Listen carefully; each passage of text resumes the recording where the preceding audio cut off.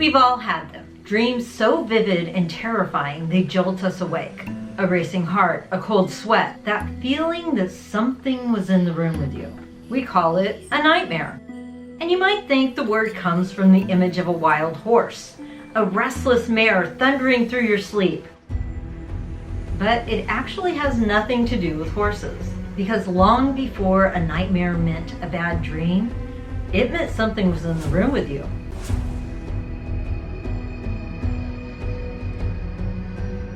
Today we use the word nightmare to describe a bad dream.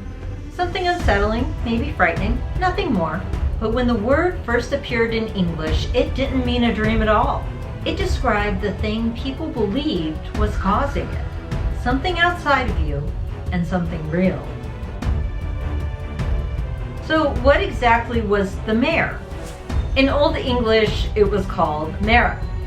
In Old Norse, mara. But across Northern Europe, the stories were almost identical. The mare wasn't a horse. It was a creature, a supernatural being people believed could slip silently into your room while you slept. They said it would crawl into your chest, pin you in place, and turn your dreams into terror, holding you there until you woke in panic. You'd wake up gasping for air, unable to move, certain something was holding you down. And to the people of the time, this wasn't just a dream, it was very real. Almost every culture had its own version of the mare. The Scandinavian Mara, the German Nachtmar, the Slavic Mora. Different names, same belief. Something unseen that could come for you in the dark. As centuries passed, the old stories began to change. When Christianity spread across Europe, some began to believe the mare wasn't just a monster, but an evil spirit, even a kind of demon. Still, the fear stayed the same. Something was out there and it could come for you while you slept. Somewhere around the 1400s, the meaning of nightmare began to blur. It described both the creature people feared and the terrifying dreams they believed it caused. But over the centuries, the monster began to fade from the word. By the 1700s, a nightmare no longer meant a supernatural visitor, it simply meant the dream itself.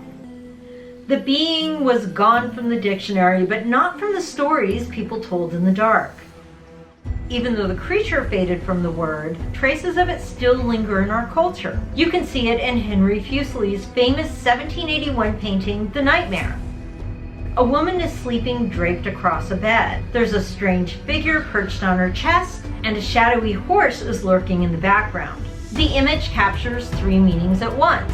The terror of the dream, the monster that people believed were once causing it, and a clever play on words, the horse, a literal nightmare. And even today, the old fears haven't disappeared. People still report waking up frozen, gasping for air, feeling as if something is in the room with them. Science calls it sleep paralysis.